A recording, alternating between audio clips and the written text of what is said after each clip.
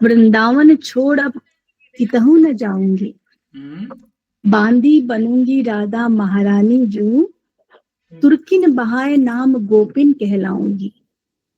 देव पूजा ठानी में नमाज हूं, भुलानी हूं तो मुगलानी, हिंदुस्तानी बन रहूंगी। देखिए, खुदा को किसी भी रूप में प्रेम कीजिए, पर निस्वार्थ प्रेम कीजिए, कुछ पाने के लिए नहीं, अपने कुछ विकार धोने के लिए नहीं, स्वर्ग जाने के लिए नहीं, नरक के डर से नहीं। इबादत, इश्क, यही तो हमें सूफियत ने सिखाया है। एक सूफियत की बहुत ही खूबसूरत तरीका है, इश्क मिजाजी से इश्क हकीकी तक। जरा बताइए तो आप लोगों में से कौन इसको? लौकिक प्रेम के माध्यम से अलौकिक प्रेम की प्राप्ति। लगता है अभिषेक जी ही अच्छे से सुन रहे हैं और उन्हीं का सूफियत पे तासीर है। नहीं मैडम, हम लोग भी सुन रहे हैं, बहुत मग्न होके सुन रहे हैं। सुन रहे मैम? जी मैम, सुन रहे मैम, सुन रहे हम लोग भी सुन रहे। सुन रहे हैं मैम, सुन रहे हैं मैम, हम सब लोग सुन रहे हैं। हाँ हाँ, चर्चा हो रही है कि सुनने के सो स्वीट वक्तव्य। तो मतलब ऐसा लग रहा है कि हाँ, सुनते सुनते आप उसमें खो रहे हैं। हाँ जी, बिल्कुल सही बात है। बिल्कुल मैम। ध्यान हो गए मैडम। जी मैम। जी मैम, ये ध्यान हो गए। तो मैम ये सूफियाना है ही खोने की विषय है हमारे। मैम, आध्यात्मिक चर्चाओं को गंभीरता से सुनना पड़ रहा है। बिल्कुल। मैम, हमने पद्मावत पढ़े तो भी ऐसे ही खोए थे हम। पद्मावत पढ़ते हुए हम चाहते हैं कि सब कुछ हम जरा बोलते रहे। जी, पद्मावत जो पढ़े थे। बिल्कुल बिल्कुल, आपने पढ़ा नहीं फिर उसे गुना है। बिल्कुल बिल्कुल, वो महसूस करना ही मेरे ख्याल से किया है मैंने। बिल्कुल बिल्कुल। पद्मावत अभी भी बहुत अच्छा लगता है मैम याद करके। बिल्कुल बिल्कुल। देखिए, इश्क मिजाजी से इश्क हकीकी तक, जब हमारे दिल में वो संवेदना होगी कि हम उस प्रेम को महसूस कर पाए, लौकिक प्रेम को महसूस कर पाए, वो हमारी प्रकृति में हो। जैसे एक माँ अपने बच्चे से बहुत प्रेम करती है, बेइंतहा प्रेम, और वही माँ, मान लीजिए किसी बस में जा रही है और किसी और का बच्चा उसके पास बैठा है, तो उसे भी इतने ही प्रेम से दुलारेगी। क्यों? क्योंकि उसकी प्रकृति ही प्रेम करना है भाई। तो आपके भीतर वो प्रेम है कि आप किसी से भी प्रेम कर पाए। मेरी कहानी है कान्हा, उसमें जो नायिका है वो एक कचरे बिनने वाले से प्रेम कर बैठती है, उसमें उसको कान्हा नजर आता है उस बच्चे में। तो प्रेम आपके भीतर अगर है तो वो बाहर प्रवाहित होगा ही। आपकी प्रकृति प्रेम की है। किसी से प्रेम कीजिए, इश्क कीजिए, देखिए फिर निसंदेह जीवन में किसी न किसी से तो प्रेम होता ही है। उस प्रेम में हम क्या करते हैं, अपने आप को भूल जाते हैं और उस ईश्वर को अपने प्रेमी में देखने लगते हैं। यानी हम उस अपने सामने जो प्रेमी या प्रेमिका है वो ईश्वर किस तरह दिखाई देता है और हम सब कुछ छोड़ देना चाहते हैं उसके प्रेम में। यानी मैम, एक गाना है ना, इश्क सूफियाना, तेरे वास्ते मेरा इश्क सूफियाना। बिल्कुल, तो वही इश्क, उसी इश्क सूफियाना की बात की गई है। तो तेरे इश्क सूफियाना शुरुआत मिजाजी से ही, आपका मिजाज, आपकी प्रकृति कि आप सबसे प्रेम कर रहे हैं। कान्हा कृष्ण भी तो यही कहते हैं कि हर कण कण में मैं व्याप्त हूं, उस पत्ते में व्याप्त हूँ। मुरली बनाओ, बजाओ, क्यों पत्ते झूम उठते हैं, क्यों फूल खिल उठते हैं, क्यों गोपियां खिंची आती हैं। तो प्रेम की तो प्रकृति है भाई। तो मिजाज ही आप में आ गई है, आपने पहला चरण पा लिया है, फिर आप दूसरे चरण में पहुंचते हैं उस हकीकी तक, उस ईश्वर से प्रेम करने तक। कभी करके देखिए ऐसा प्रेम जिसमें आपको कुछ पाने की चाह नहीं है। रामानंद जी खुद कहते हैं कि प्रेम में हमें कुछ पाना नहीं है। अगर पाने का भाव है तो प्रेम है ही नहीं भाई। ये भी प्रेम का भाव नहीं है कि मैं तुझे इतना प्रेम करता हूं, तू भी मुझे उतना ही प्रेम कर। ये नहीं कि मैंने दिन में 5 बार कॉल किए हैं तो तू मुझे 6 बार कॉल कर या 4 बार तो कर ही ले। हाँ, पाने का भाव आ गया है। तो वहां जहां पाने का भाव नहीं रहा है, लौकिक प्रेम से यही सिखाया जाता है कि प्रेम क्या है, कैसे करो, और फिर इश्क लगाओ खुदा से, उस परम से। महात्मा बुद्ध ने भी तो यही किया, सब छोड़ दिया, बस उसकी इबादत में लग गए। सूफियों ने भी यही राह पकड़ी, खानकाह में चले जाते थे, कम बोलने पे जोर देते थे। ख्वाजा गरीब नवाज यही कहते हैं, मोइनुद्दीन चिश्ती जो अजमेर में दरगाह है उन्हें ख्वाजा गरीब नवाज कहा जाता है। कहा जाता है यहाँ जो भी मन्नत मांगने आता है उसकी मन्नत जरूर पूरी होती है। क्यों कहा जाता है गरीब नवाज? गरीब का मतलब ये नहीं कि आर्थिक रूप से गरीब है, गरीब का मतलब जो भी यहाँ आ रहा है वो उस औरा में आ रहा है। आने वाले का भाव ही उस दरगाह को महत्वपूर्ण बनाता है। आप जिस भाव से, जिस पाक शिद्दत से आ रहे हैं, सब कुछ छोड़ के आ रहे हो, हर कष्ट उठा के आ रहे हैं, तो आपने उस जगह का औरा बढ़ाया है भाई। हर एक व्यक्ति ने उस जगह का औरा बढ़ाया है। और उस रूह की सूफियत, सूफी संत की तो थी ही ये आरज़ू कि जो भी यहाँ से आए वो अपना दुख दर्द यहीं छोड़ जाए। तो खुदा की इबादत में जुड़ने के लिए आपको सब विकार निकालने पड़ेंगे, सब छोड़ना पड़ेगा। छोड़ने का मतलब, सूफी देखिए जितने भी सूफी संत हुए हैं वो गृहस्थ हुए हैं। बाबा हमीद नागौरी जिनकी बात मैं आपको बताई थी, नागौर में जिनकी दरगाह है, उस नागौर में जैन जाति के लोग काफी रहते हैं। जैन अहिंसा में पूर्णतया विश्वास रखते हैं।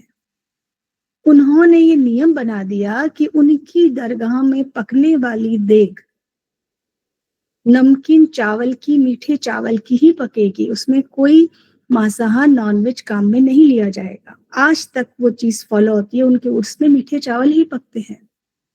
यही बात गरीब नवाज की दरगाह के भीतर आपको बस मीठे चावल और आलू के चावल ही मिलेंगे। क्यों किया सूफियों ने? क्योंकि वो सबकी भावनाओं की कदर करना जानते। बाबा हमीदुल नागौरी के विषय में तो ये भी कहा जाता है कि वो और उनकी पत्नी कृषि करते, खेती करते, और उस खेती से जो पैदा होते उससे अपना घर चलाते और उसी से वो दान भी देते थे। तो हर सूफी संत, कोई मोची है, कोई रंगरेज है, कोई जुलाहा है, सब गृहस्थ हैं, सब मेहनत कर रहे हैं और साथ में सूफियत की परंपरा निभा रहे हैं। मुझसे किसी ने पूछा कि क्या सूफी संत और सूफी कवि वाला प्रश्न, बिल्कुल सही कहा कि सूफियत में कवि भी हैं, काव्य रचना भी हुई है और सूफी संत भी हुए हैं। बाबा बुल्ले शाह सूफी संत भी हैं और सूफी काव्य रचना भी हुई है। बुल्ले शाह के बारे में तो बहुत अच्छा सा एक प्रसंग है। आहारिया, जब बुल्ले शाह अच्छे संपन्न परिवार से रहे और एक आहारिया जाति में, गरीब जाति जो थी, उसके साथ में, वहां के लोगों के साथ में रहकर उन्होंने काम शुरू किया और अपनी सूफी साधना शुरू की। उनके घर वाले उनको समझाने के लिए आए कि भाई इस तरह ठीक नहीं है, लोग क्या कहेंगे, तुम इतने संपन्न हो और इन लोगों के पास में रहते हो, इन लोगों के साथ में रहते हो, बदनामी होती है। तो बाबा बुल्ले शाह क्या कहते हैं कि जो मुझे सैयद के नाम से जानेगा वो नरक का भागी होगा, और जो मुझे इन अहावतों की जाति से जानेगा वो जन्नत का भागी होगा। लोग मन को तो डरा के बात बताई जाती है ना कि मुझे नहीं चाहिए सैयद भाई, मुझे तुम लोग चाहिए। और वही बुल्ले शाह लिखते हैं, बुल्ला मैं नहीं जाना कौन, अपना नाम ही भूल जाते हैं। मुझे बनना ही नहीं है सैयद भाई, मुझे रहना ही नहीं है जो मैं हूं। इतने सारे अन्ने, चल बुलिया उत्थे चल जिथे इतने सारे अन्ने, यहाँ तो सब अंधे हैं भाई, मुझे यहाँ रहना ही नहीं है। उनको पहचान ही नहीं है कौन आदमी है। बाबा फरीद लिखते हैं, बाबा फरीद के तो कितने पद हैं जो गुरु नानक साहिब के में मिलते हैं हमें। वो संत भी हैं। उनके विषय में तो कहा जाता था कि वो कुएं में उल्टे लटक के साधना किया जाते थे, और इतनी साधना करते थे कि उनका शरीर है वो पूरा सूख के पिंजर बन गया था। और उस पिंजर शरीर में भी उनकी याद थी कि हे कौवे तू सब कुछ खा लेना, बस मेरा शरीर छोड़, ये दो आंखें छोड़ देना, क्योंकि इन दो आंखों में पिया मिलने की आस है। तो कागा करग ढडोलिया सगला खाइया मासू, ए दो नैना मत छुइए पिए मिलन की आंसू। ये बाबा फरीद कहते हैं। इसी तरह से और भी संत हुए हैं। तो सभी संत, जिस तरह से हम कवियों की बात करते हैं, पद्मावत जैसी की है, मंझन है, तो ये कवि अलग हैं, पर सूफी संत ने भी काव्य रचना की है। तो इसलिए हम इन्हें प्रेमाश्रयी कविता कहते हैं, मार्ग कहेंगे, बिल्कुल सही है। पर इस मार्ग में भी दोनों ही रूप हमें मिलते हैं, चाहे हम प्रेमाश्रयी कहें, संत परंपरा कहें, बिल्कुल है। पर देखिए ना, संतों ने भी तो, सूफी संतों ने भी तो काव्य रचना की है, कम की है पर करी है। बुल्ले शाह हो गए, बाबा फरीद हो गए, आपके निजामुद्दीन औलिया हैं, अमीर खुसरो ठीक है साधक हैं, संत नहीं हैं, पर इनकी भी काव्य रचनाएं हैं, सूफियत काव्य रचनाएं हैं। एक प्रश्न और है कि जब बात चंद, आप में से कोई कुछ कहना चाहेगा? जी मैम प्रणाम। एक कुछ जिज्ञासा थी। हाँ। इसमें सूफी संप्रदाय जो है उसमें बाशरा और बेशरा, ये दो समूहों में लगभग बटे हैं। एक में है कि इस्लामिक कानून का पालन करना है, बेशरा में कहते हैं कि इस्लामी कानून का पालन न करना। हम लोग थोड़ा सा इसमें मतलब कंफ्यूजन हो रहा है कि मतलब क्या है इस बात का। बिल्कुल बिल्कुल बिल्कुल। देखिए, बाशरा और बेशरा जो आप बता रहे हैं, जो कुरान है, शरीयत है, उसके नियमों का पालन करते हुए इबादत करना, ठीक है। अब उस इबादत में है आपको 5 टाइम की नमाज भी पढ़नी है, आपको हज भी जाना है, आपको दूसरी चीजें भी जो भी है वो सभी का निर्वाह करना है। जो इसको पूरा फॉलो कर रहे हैं, जैसे हमने बात की चिश्तिया, कादिया, सोहरावर्दिया, तो इन संप्रदायों में ही जब हम नक्शबंदी की बात करेंगे वो नियमों पे चलते हैं। जहाँ चिश्ती परंपरा की बात करेंगे उनमें थोड़ी सी आपको फ्लेक्सिबिलिटी मिलेगी। जरूरी नहीं है कि आप हज ही जा रहे हैं, उनका है कि अगर आप किसी गरीब की दुख को दूर कर रहे हैं तो वो भी उसी के समान है। तो उतनी आप में उस चीज को लेकर कट्टरता नहीं है। एक और बात चली है तो मैं बताऊंगी कि हमारी लोक संस्कृति में से सूफियों ने जो लिया है वो दरगाह जो हम जाते हैं, अब देखिए ना, दरगाह में चादर चढ़ाई जाती है, पता ही होगा आप लोगों को। वहां अगरबत्ती भी की जाती है, फूल भी चढ़ाए जाते हैं। ये सब इस्लाम में नहीं है। मक्का में या मदीना में, मुझे ध्यान नहीं आ रहा कहाँ, वहां मोहम्मद साहब के रिश्तेदार की कब्र को भी हटा दिया गया।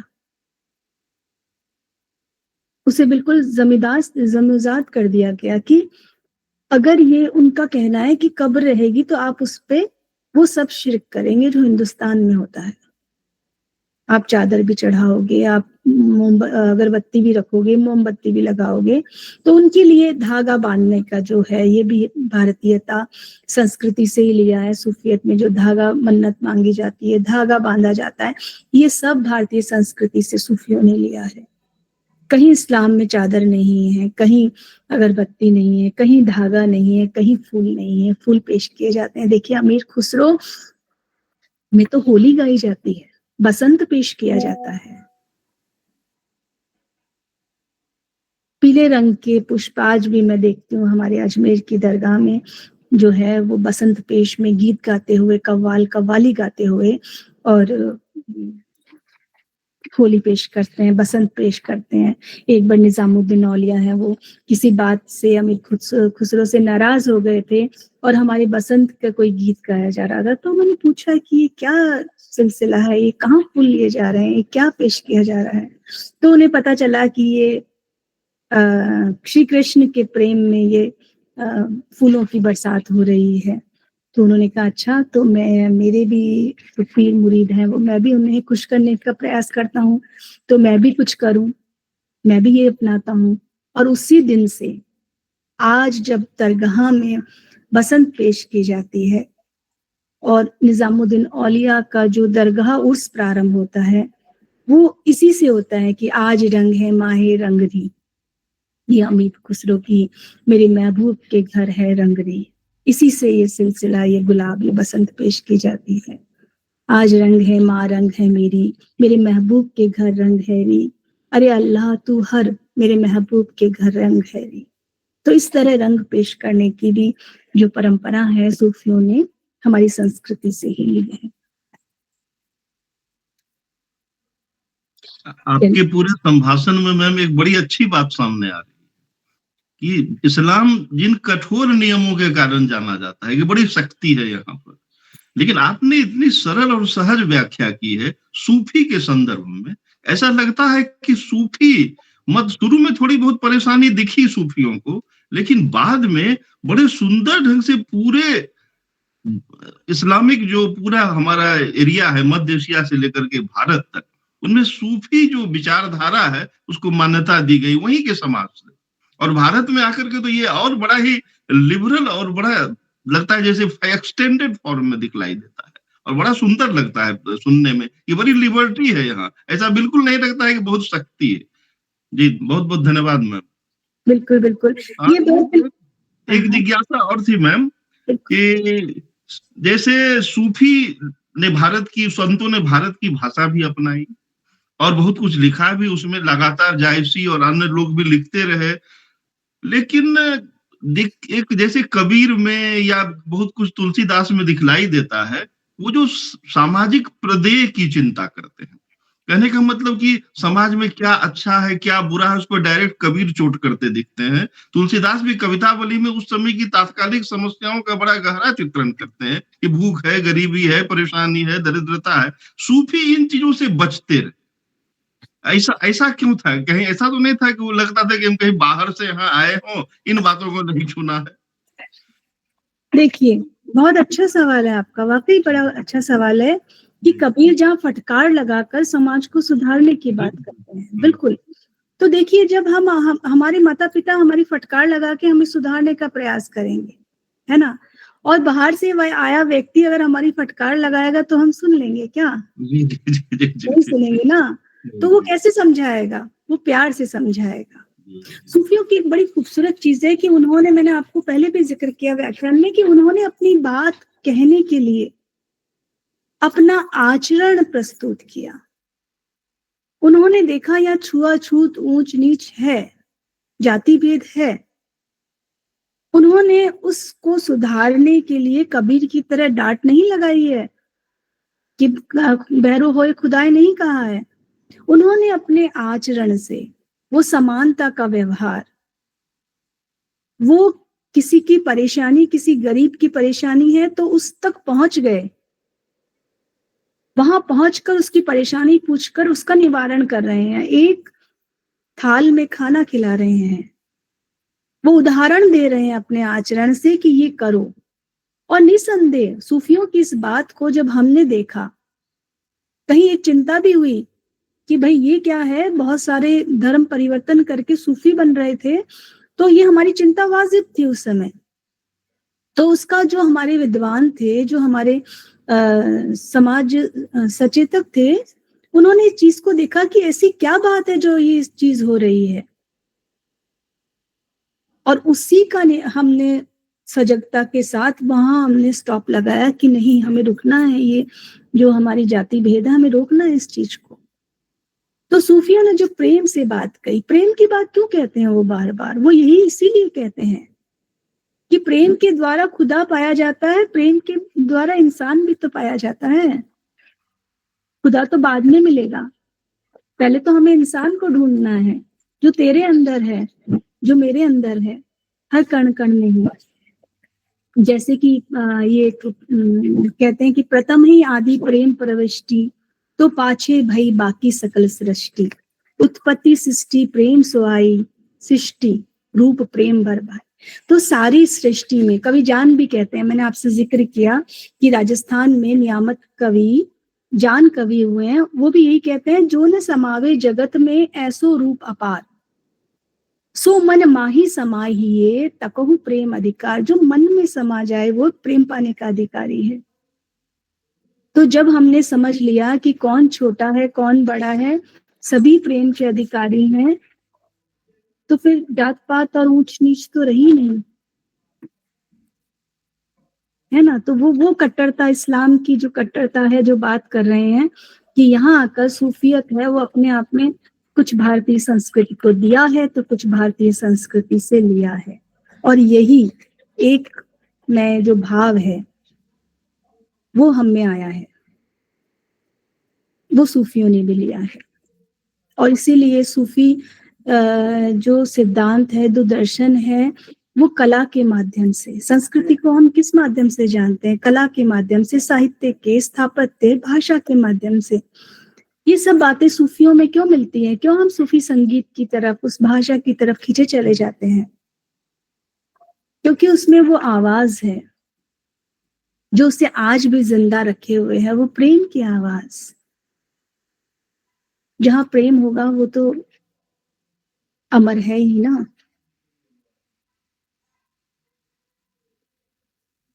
और भी आप में से कुछ पूछना चाहे तो? जी मैडम, वो अभी आप प्रेम की चर्चा कर रही थी, तो सूफी कवि एक आलम हुए थे।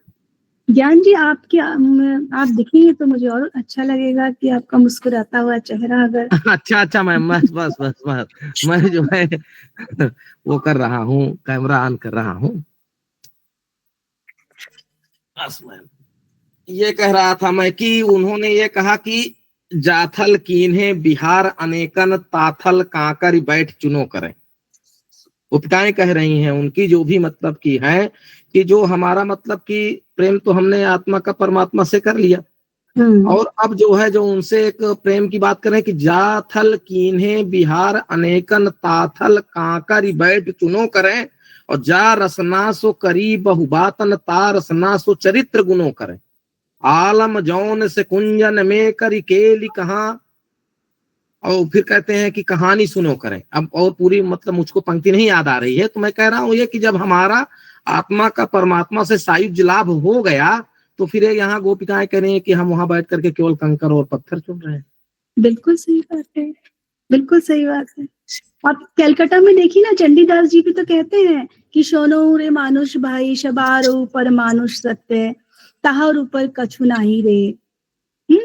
और चैतन्य महाप्रभु भी कहते हैं मांगुर माछुर छोड़ रे भाई भैया उड़िया उड़िया बोल। तो वो जो वही हम प्रेमचंद को पढ़ते हैं तो प्रेमचंद कहते हैं कि प्रेम कोई सीधी साधी गऊ नहीं, अपितु एक खूंखार शेर है जो अपने प्रेमी पर किसी दूसरे की नजर को पड़ने नहीं देता। और वही कबीर कहते हैं, पोथी पढ़ जग मुआ पंडित भय न कोई ढाई, आखिर प्रेम का पढ़े से पंडित हो। प्रेम की जो पराकाष्ठा की ये बात करते हैं तीनों कवि, इनमें तीनों में कितना मतलब मुझको वो दिख रहा है कि हाँ भाई बात तो एक ही कह रहे हैं, लेकिन सबका जो नजरिया है या दृष्टिकोण है जिनका कहा जाए मैडम। देखिए, एक बिल्कुल सही है, नजरिया वही है कि ईश्वर को किस तरह से पाया जाए और किस तरह से इस लौकिकता को छोड़ा जाए। कहीं थोड़ा सा कठिन मार्ग के या कहें क्लिष्टता के साथ समझाया जाता है, कहीं प्रेम से समझा दिया जाता है। एक चीज और है जो हमें सूफियत में नजर आती है कि भी जो है खुदा से इश्क करता है और वो विरह में खुदा को महसूस करके अनहलक में जाना चाहता है, डूब जाना चाहता है, उसको विरह बहुत पसंद है। जहां भारतीय संस्कृति में प्रेम मिलन की आस करता है, वही देखिए सूफियत में जब जायसी कहते हैं ये तन छारो झार के कहो कि पवन उड़ाए, मेकू ते मार उड़ी परे कंत धरे जय पाँव, और कागा सब तन खाइयो, बाबा फरीद कहते हैं कि मेरा चुन चुन मांस ये दो नैना मत खाइयो। बस विरह में रहना चाहता हूँ, उस ईश्वर से, उससे इश्क करना चाहता हूँ। हाँ जी ज्ञान जी, बिल्कुल आपने तो ज्ञान की ही बात कह दी है। बिल्कुल एक हमारी जब अभी आपने चर्चा की कि हाँ और धर्म में और हमारे सिद्धांतों में भी जिस तरह प्रेम की बात की गई है, वेदांत में भी हमारे यहाँ कहा गया है कि पहले हम अपने आप को जाने। शंकराचार्य क्या कहते हैं कि पहले आत्म साक्षात्कार अद्वैत का, कि पहले हम अपने अंदर आत्म साक्षात्कार कर लेंगे, भीतर जान लेंगे तो जानेंगे कि वो ब्रह्म और ये आत्मा और परमात्मा हम एक ही हैं जी। उस बच्चे, हंसते हुए बच्चे में भी देखिए, ये राजेंद्र डॉक्टर साहब कौन बैठे हुए हैं नन्हे से बच्चे को लेके। हाँ, ये बहुत अच्छी बात है कि आज आप रहे हैं। बिल्कुल बिल्कुल, तो है ना कि घर से मस्जिद है बहुत दूर, चलो यूं किया जाए, हाँ एक रोते हुए बच्चे को हंसाया जाए तो एक बच्चे को हंसा के भी तो इबादत हो जाती है। पत्ता है मैम, मेरा पत्ता होता है। क्या बात है, क्या बात है, बहुत बढ़िया बहुत बढ़िया। तो हम बात कर रहे थे कि इसी में हमारे वेदांत में ही जिस तरह सूफियत में भी कहा जाता है वहदतुल वजूद। कोई वहदतुल वजूद के बारे में बताएगा आप में से अगर कोई? वहदतुल वजूद मैम नाम नहीं सुने हैं। नाम सुने हैं, ठीक है, तो इस पे हम चर्चा कर सकते हैं। देखिए वहदतुल वजूद जो हमारा तत्व मीमांसा का सिद्धांत है कि सारी सृष्टि का मालिक वो एक सृष्टा है, जो एकेश्वरवाद का सिद्धांत है। उस अस्तित्व की एकता कि वो एक ही है। आपको पता है कुरान की शुरुआत ही इसमें होती है कि पढ़ो उसके नाम से जो इस सृष्टि का मालिक है। इतनी खूबसूरत बात है, और इसको किस तरह से व्याख्यायित किया जाता है कि कुरान में सब लोगों के लिए कहा गया है कि पढ़ो वो जो सृष्टि का मालिक है। उस सृष्टि के मालिक को एक ही बताया गया है। ये नहीं कहा गया है कि मैं मुसलमानों का मालिक हूँ या मैं हिंदुओं का मालिक हूँ या किसी वर्ग विशेष या संप्रदाय विशेष का हूँ। वो अस्तित्व की एकता, वो वहदतुल वजूद, अहम ब्रह्मास्मि, यही वहदतुल वजूद सूफियत में हमें दिखाई देता है। जहां हम बात करते हैं एको अहम द्विता नास्ति, कितना पढ़ते हैं हम वेदों में, वही सूफियत में हमें दिखाई देता है। आप ही मीच जियाना पुनी, आप ही तन मन सोई, आप ही आप करे जो चाहे, कह सो दूसरे कोई। सूफियत में वही बात आगे कही जाती है कि खुदा तुझसे जुदा नहीं है, तत् त्वम असि, तू वही है। वही बात यहाँ वहदतुल वजूद के माध्यम से कही गई है। एक पद्मावत अभी बहुत पढ़ी, कि मैं पद्मावत बहुत पढ़ती हूँ। देखो कितनी अच्छी चीज है कि जायसी एक प्रतिबद्ध साहित्यकार के रूप में, साहित्यकार का उद्देश्य एक लक्ष्य होना चाहिए कि समाज के प्रति वो प्रतिबद्ध है, समाज को वो क्या देना चाह रहा है, वो बात जो कहना चाह रहा है उसमें कितना सकारात्मक परिणाम, सकारात्मक प्रभाव है। वहां वो जायसी अलाउद्दीन के साथ नहीं खड़ा हुआ है, वो पद्मावती के साथ है, वो रत्न सेन के साथ में है। जब आखिर में जौहर में जब पद्मावती जौहर कर लेती है और अलाउद्दीन वहां पहुंचता है और उस जौहर की मिट्टी को मुट्ठी में उठाकर उड़ाता है, और उड़ाते हुए क्या कहता है कि संसार मिथ्या है, इस संसार में जान लिया है कि सत्य कुछ नहीं है। और उसका मिट्टी उड़ाने का जो भाव है वो अपने आप ही उस जो अशिष्ट कहें, जो शासक है अलाउद्दीन, उसके साथ में नहीं है, वो साहित्यिक प्रतिबद्धता है।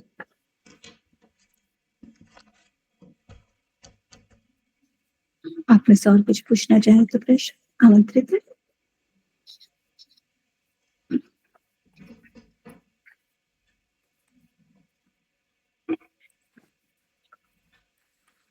लगता है आप सारे हाल की स्थिति में आ गए हैं। बस हाँ, प्रश्न नहीं, आपका गुणगान करना है मैम। अरे अरे नहीं बस 2 शब्द से हम चाहेंगे कि आप समाप्त फरमाएं। हिंदी साहित्य सांस्कृतिक धरोहर और सूफी साहित्य से बढ़ाया हमारा ज्ञान, गंगा जमुनी तहजीब साझी संस्कृति का रहा अद्भुत मन भावन व्याख्यान, सूफियाना अंदाज ने पुनश्चर्या पाठ्यक्रम में भर दी नई रूह नई जान। वो विविधमुखी प्रतिभा के धनी साहित्य नेत्री हैं प्रोफेसर समा खान। आपकी वाणी में बहती है मोहब्बत, इश्क और इंसानियत की मधुर तान। हर शब्द सरीखा लगे इत्र सी खुशबू, हर भाव बने दिल का वितान। आपने बताया है यह संसार सदा सत्य का लेता ही रहता है इम्तिहान, पर सत्य की राह पर चलने वाला पाता है खुद रब की भी पहचान। लेकिन प्रेम के पथ से होकर जब रूह भरती है पारलौकिक उड़ान, तो सूफी संतों की वाणी बनती है उनकी मरहम, उनका मुकम्मल गान। फकीरों औलियाओं के मजारों की रूहानी महक, वह मधुर तान सुनकर मन पाता है सुकून और दिल में बस जाती है अमन की शान। ईमान नमाज ज़कात रोजा हज इस्लाम धर्म की अनुपम पहचान, ये 5 स्तंभ सिखाते हैं मोहब्बत सब्र इंसाफ और आत्मसम्मान। जब इंसानियत की रोशनी अपने दिल में जगाते हैं इंसान, तभी समझ पाता है मजहब का सार, जोड़े रखना ना तोड़ना किसी के अरमान। गंगा जमुनी तहजीब की ये रवायतें देती हैं एकता का संदेश महान, जहां तुलसी कबीर रूमी नज़ीर की वाणी बहाती है मोहब्बत की उड़ान। यह धरती रही है संतों सूफियों की, जिनका बस एक ही फरमान इश्क ही सूरत खुदा है, मोहब्बत ही है दुनिया की सच्ची पहचान। इस व्याख्यान ने हमें फिर याद दिलाया भारतीय संस्कृति का उज्जवल सम्मान। हम सभी प्रतिभागियों ने पाया ज्ञान प्रेम और सौहार्द का अनुपम वरदान। आपका बहुत बहुत शुक्रिया। क्या बात है, क्या बात, बहुत बढ़िया। आपने तो पूरा ही व्याख्यान बहुत खूब वसीम जी, बहुत समेट लिया उन्होंने आपके व्याख्यान को, समेट दिया व्याख्यान और जी लगातार मैं बताऊं कि वो कहते हैं ना कि फयाकुन हाँ, हरि अनंत हरि कथा अनंत। वाह वाह वाह।